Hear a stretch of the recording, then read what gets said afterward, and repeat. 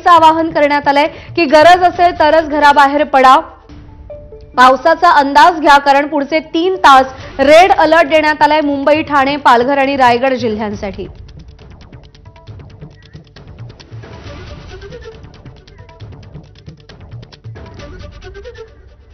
आणि आपले प्रतिनिधी वेदांत नेब, राजू सोनावणे, सूरज सावंत आपल्या सोबत आहेत। आपण त्यांच्याकडून या सगळ्या संदर्भातले अपडेट्स जाणून घेणार आहोत।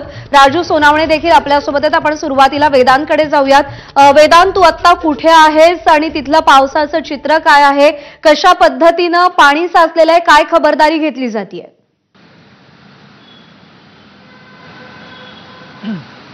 प्रथम मी सध्या ठाण्याच्या कापूरबावडी परिसरात आहे आणि आपण जर बघितलं तर सध्याचं चित्र म्हणजे पावसाचा जोर जो आहे तो कमी झालेला आहे। कारण आपण बघतोय रात्रभरापासून ठाण्यामध्ये पाऊस पडतोय आणि संपूर्ण जिल्ह्यामध्ये पाऊस पडतो। त्यामुळे सकाळच्या वेळेला ठाणे स्टेशन असेल, मार्केट परिसर असेल, वंदना डेपो असेल, त्या सखल भागांमध्ये पाणी साचलेलं होतं। आताही काही प्रमाणात पाणी साचलेलं आहे, मात्र इतर भागातला पाण्याचा निचरा झालेला आहे। मात्र पावसाचा जोर अधूनमधून वाढताना आपल्याला पाहायला मिळतोय। सकाळच्या वेळेला आपल्याला याच रस्त्यांवर वाहतूक कोंडी पाहायला मिळेल, मग तो माजीवाडाचा सर्कल असेल, शिवाय घोडबंदरचा रस्ता असेल। मात्र ज्या प्रकारे सूचना प्रशासनाकडून देण्यात येत आहेत की गरज असेल तरच बाहेर पडा आणि त्याच सूचनेचं पालन आता ठाणेकर करताना पाहायला मिळेल। त्यामुळे वर्दळ गर्दी जी आहे ती कमी आहे आणि त्यामुळेच रस्ते वाहतूक जर आपण बघितली तर सुरळीत सुरू असल्याचं आपल्याला पाहायला मिळते। मात्र लोकल सेवा ही मात्र 20 ते 25 मिनिटं उशिराने आपल्याला अप मार्गाने आणि डाऊन मार्गाने पाहायला मिळते। त्यामुळे ठाणेकर सद्यस्थितीतलं हे चित्र जर आपण बघितलं घोडबंदर रोडवरचं, कापूरबावडी परिसरातलं, तर ज्या सूचनांचं पालन हे ठाणेकर करताना आपल्याला पाहायला मिळत आहेत। आपण सुद्धा आवाहन करूयात की गरज असेल तरच बाहेर पडा, कारण आता जरी पावसाचा जोर कमी झाला असला तरी अधूनमधून मुसळधार सरी कोसळत आहेत आणि जो हवामान विभागाने रेड अलर्ट दिलेला आहे त्यानुसार पुढील 3 ते 4 तासात अनेक ठिकाणी आपल्याला मुसळधार सरी कोसळताना पाहायला मिळतील आणि त्यामुळे हे 3 ते 4 तास अडचणीचे ठरू नये आणि जर तुम्ही बाहेर पडत असाल तर अत्यावश्यक काम असेल तरच बाहेर पडा, हे आपण आपल्या प्रेक्षकांना आणि विशेष करून आता आपण इथे आहोत ठाणेकरांना सांगूयात। निश्चित वेदांत, तू सोबत राहाच। आपण यानंतर राजू सोनावणेकडे जाऊयात। सीएसएमटी परिसरातून ते सध्या आपल्या सोबत आहेत। राजू, सीएसएमटी परिसर कायमच गजबजलेला परिसर, मुंबईतलं महत्त्वाचं स्थानक, काय परिस्थिती आहे मुंबईमध्ये पावसाची? काय चित्र आहे सीएसएमटी स्थानक परिसरात? अगदी आपण पाहतोय, मी आता सीएमसीटी स्थानकामध्ये आहे आणि या परिसरामध्ये पाहतोय आपण का पावसाचा जोर थोडासा कमी झालेला आहे, मात्र सोसाट्याचा वारा जो आहे तो सुरू झालेला आहे। त्यामुळे पुढच्या काही तास अशाच प्रकारची परिस्थिती राहण्याची शक्यता आहे। जर आपण हा परिसर पाहिला तर इतर दिवशी नेहमी गजबजलेला हा परिसर आपल्याला पाहायला मिळतोय, मात्र आज पाहिलं तर रस्ते जे आहे ते गर्दी मोठ्या प्रमाणावरती कमी झालेली आहे, कारण प्रशासनाने आदेश दिलेले आहे जर काम असेल तरच घराबाहेर पडा। त्यामुळे बहुतांश नागरिकांनी जे आहे ते मुंबईकरांनी बाहेर पडणं टाळलेलं आहे। दुसरीकडे आपण पाहतोय की शाळांना सुट्टी दिलेली आहे, शासकीय आणि शासकीय कार्यालयांना सुद्धा सुट्टी जाहीर केलेली आहे। त्यामुळे रस्त्यावरची गर्दी जी आहे ती कमी पाहायला मिळते, मात्र अनेक ठिकाणी आजही पाणी भरलेलं आपल्याला पाहायला मिळतंय। पावसाचा जोर जो आहे तो पुन्हा एकदा वाढायला लागलेला आहे, त्यासोबत सोसाट्याचा वारा सुद्धा वाढताना पाहायला मिळतोय। रेल्वे जर पाहिले आपण तर मध्य रेल्वे सुद्धा अर्धा तास जवळपास उशिराने आहे। विशेषतः सायन दादरच्या दरम्यान जे आहे ते मोठ्या प्रमाणावर रेल्वेला खोळंबा पाहायला मिळतोय, कारण सायनच्या पुढे काही प्रमाणामध्ये रेल्वे ट्रॅकवरती जे आहे ते पाणी भरलेलं आहे। त्यामुळे त्यातून मार्ग काढताना रेल्वेचा लोकलचा स्पीड जो आहे तो कमी होताना पाहायला मिळतोय। एकूण जर पाहिलं तर आपल्याला वाऱ्याचं प्रमाण जे आहे ते वाढलेलं आहे, त्यामुळे पुढचे 2 ते 3 तास अतिशय महत्त्वाचे असणार आहेत। सर्वांनी सतर्कतेचा इशारा जो आहे ते दिलेला आहे, त्यामुळे नागरिकांनी आवश्यकता असेल तरच घराबाहेर पडावा अशा प्रकारचा इशारा देण्यात आलेला आहे। त्यामुळे पुढील काही तास जोरदार पाऊस आणि सोसाट्याचा वारा जो आहे तो राहण्याची शक्यता आहे। निश्चित राजू, तुम्हाला विनंती, तुम्ही सोबत राहा। यानंतर आपण निलेशकडे जाऊयात। वडाळा स्टेशन परिसरातून आपण पावसाचे अपडेट्स निलेशकडून जाणून घेऊयात। निलेश, ज्या परिसरामध्ये तू आहेस तिथे पावसाचं सध्याचं चित्र कसं आहे? पाणी कितपत साचलंय? काय अपडेट्स आहेत? सकाळपासून या संपूर्ण परिसरामध्ये पावसाचा जोर हा जास्त होता, मात्र आता थोडासा जरी कमी झाला असला तरी ट्रॅकवर मात्र मोठ्या प्रमाणामध्ये पाणी आलेलं आहे।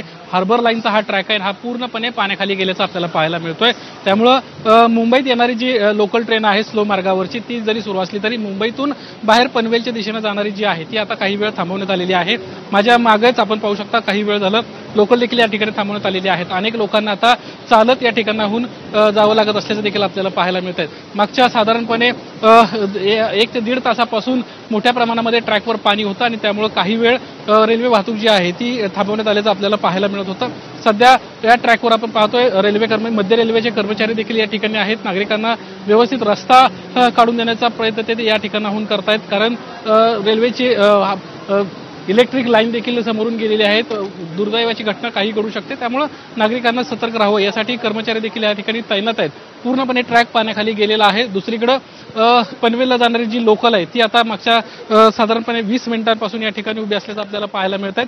ट्रॅकवर पाणी आल्यामुळे हा निर्णय घेण्यात आल्याचं या ठिकाणी असणाऱ्या पोलीस अधिकाऱ्यांना आपल्याला सांगितलेलं आहे। आपण त्यांच्याशी बोलण्याचा प्रयत्न करणार आहोत। साधारणपणे किती वेळ झालं ट्रेन उभी आहे, काय अडचणींचा सामना करावा लागतोय। सर, गाडी किती वेळ झालं कितना समय से गाड़ी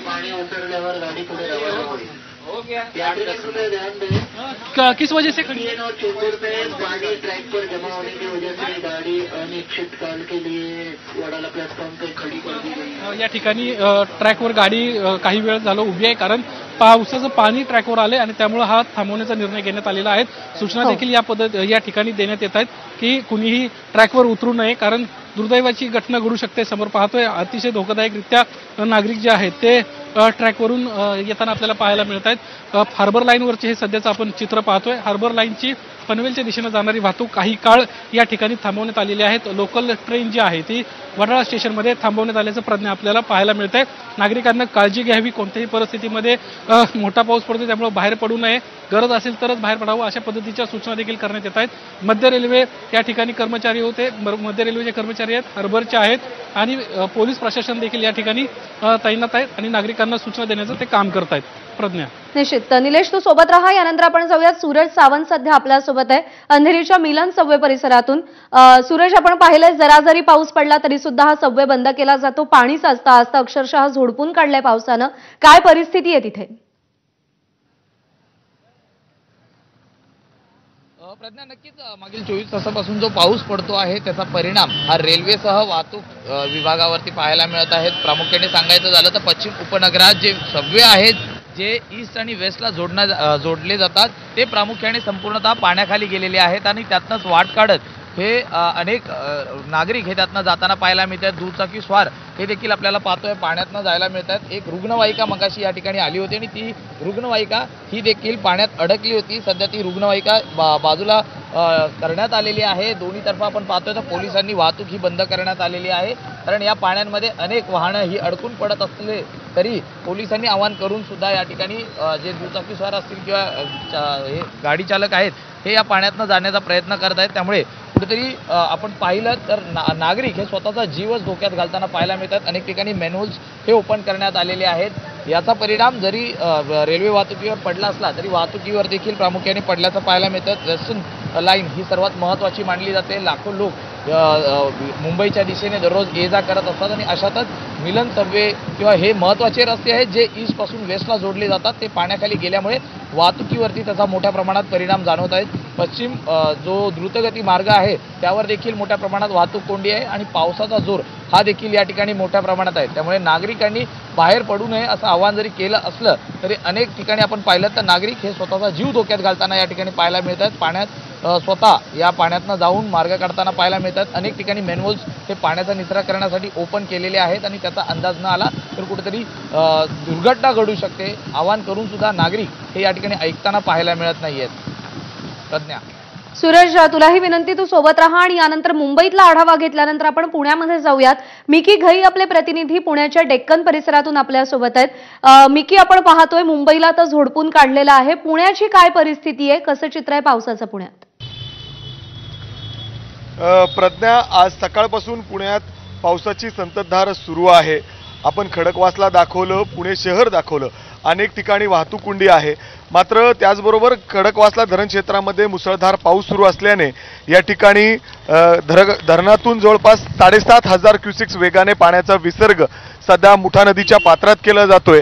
आता मी मुठा नदीजवळ आहे, जर आपण बघितलं तर नदीमध्ये जे पाण्याचा विसर्ग आहे तो हळूहळू या ठिकाणी वाढवला जातोय आता काही वेळातच नदीपात्रातील जे रस्ते आहेत ते देखील पाण्याखाली जातील अशी परिस्थिती आहे, कारण पुण्यामध्ये पावसाची संततधार या ठिकाणी सुरू आहे। लोकांकडून अर्थात प्रशासनाकडून या ठिकाणी आवाहन केलं जातंय की नदीपात्रात जे वाहनं उभी असतात, जे काही वस्तू आहेत आपल्या, ते काढून घ्या, कारण पाण्याचं जे स्तर आहे ते हळूहळू आता वाढणार आहे, कारण सातत्याने पुण्यामध्ये पाऊस सुरू आहे आणि धरण क्षेत्रामध्ये पावसाचा जो जोर आहे तो आणखीन वाढलेला आहे आणि त्यामुळं प्रशासनाकडून इथं आवाहन केलं जातंय। बरेच पुणेकर त्यांचे वाहनं या नदीपात्रात या ठिकाणी पार्क करत असतात। काही वस्तू आहेत, मेट्रोचं काम सुरू आहे, ते कामगार आहेत, त्यांना देखील बाहेर जायला या ठिकाणी सांगितलेलं आहे, अशी परिस्थिती आहे। आता मी बाबा भिडे पुलावर आहे, इथे जर आपण बघितलं तर पाण्याचा प्रवाह हळूहळू या ठिकाणी वाढताना दिसतोय। पुण्यातून जी मुठा नदी वाढते त्याचा प्रवाह या ठिकाणी वाढलेला आहे, हळूहळू स्तर देखील या ठिकाणी वाढतोय। अजून देखील पुणे शहरामध्ये पाऊस सुरू आहे, अधूनमधून पावसाचा जोर देखील या ठिकाणी वाढताना दिसतोय आणि त्यामुळं आता धरणातून पाण्याचा विसर्ग 7,500 क्युसेक्स वेगाने करण्यात आलेला आहे आणि असाच जर पाऊस सुरू राहिला तर हा विसर्ग आणखीन या ठिकाणी वाढवला जाईल आणि त्याचबरोबर या पावसामुळे पुणे शहरातील अनेक रस्त्यांवर मोठ्या प्रमाणात वाहतूक कोंडी देखील पाहायला मिळते। त्यामुळे गरज असेल तरच पुणेकरांनी बाहेर पडावं असं देखील या ठिकाणी आवाहन केलं जातंय आणि हवामान खात्याकडून आज पुणे आणि आजूबाजूच्या परिसराला ऑरेंज अलर्ट या ठिकाणी देण्यात आलेला आहे। प्रज्ञा, निश्चित मुकी, तूही सोबत राहा। यानंतर आपण जाऊयात आफताब शेख नांदेडच्या मुखेड तालुक्यातून आपल्या सोबत आहेत। आफताब, मराठवाड्याला देखील पावसाचा प्रचंड मोठा फटका बसलाय, शेतीला मोठा फटका बसलाय, अनेक ठिकाणी पूर आलेला आहे। काय चित्र आहे मुखेडमध्ये, किती नुकसान झालंय? प्रज्ञा, खरं तर बाकी सगळी हानी तर झालेली आहे, मात्र जीवितहानी जी आहे ती मराठवाड्यात मोठ्या प्रमाणात झालेली आहे। मागच्या 2 दिवसात संपूर्ण मराठवाड्यामध्ये 7 लोकांचा जीव जो आहे तो या पुरामध्ये गेलेला आहे आणि विशेषतः मी ज्या गावात आत्ता आहे त्या मुखेड तालुक्यातलं हसनाळ गाव आहे, ज्या ठिकाणी या गावातले एकूण 5 लोक जे आहेत ते बेपत्ता झालेले होते। त्यातल्या 4 लोकांचे मृतदेह जे आहेत ते आतापर्यंत ताब्यात आलेले आहेत आणि एकाचा शोध अद्यापही सुरू आहे। खरं तर सैन्य दलाला जे ते या ठिकाणी पाचारण करण्यात आलेलं आहे। हसनाळ गावामधली आपण जर ही परिस्थिती बघितली तर सैन्यानं जे आहेत ते आपले कॅम्प देखील या ठिकाणी आता उभे केलेले आहेत। जे लोक मागच्या 48 तासांपासून जास्त पावसाच्या पाण्यात अडकून होते त्यांना सैन्याच्या लोकांनी आता बाहेर काढलेलं आहे, त्यांच्यावरती उपचार केले जात आहेत। ज्या लोकांना विकनेस आहे किंवा अन्य काही त्रास होत आहेत त्यांना या ठिकाणी सलाईन असेल, औषधोपचार असेल, अशा पद्धतीचे उपचार जे आहेत त्या ठिकाणी सैन्य दलाच्या वतीनं केले जात आहेत। लोकांच्या जेवणाची व्यवस्था देखील सैन्याने या ठिकाणी केली आहे। खरं तर संपूर्ण संसार जे आहेत ते अनेक वर्ष ज्या लोकांनी उभे केले होते ते संपूर्ण एका रात्रीच्या पावसानं उद्ध्वस्त केलेले आहेत। मी जसं म्हणालो की 4 लोकांचा जीव यामध्ये आतापर्यंत गेलेला आहे, 5व्या व्यक्तीचा शोध अद्यापही सुरू आहे। संपूर्ण गाव पाण्याखाली आहे, शेकडो जनावर जे ते दगावलेले आहेत आणि शेती शेकडो एकर पाण्यात गेलेली आहे। प्रज्ञा, आफताब, वेदांत, निलेश, सूरज, मिकी, तुमच्या सगळ्यांचेही आभार। राजू, तुमचेही आभार हे सगळे पावसाचे अपडेट्स आमच्यापर्यंत पोहोचवल्याबद्दल। पुढची बातमी आहे वसईमधून। वसईच्या मिठागरला 4ही बाजूने पाण्याचा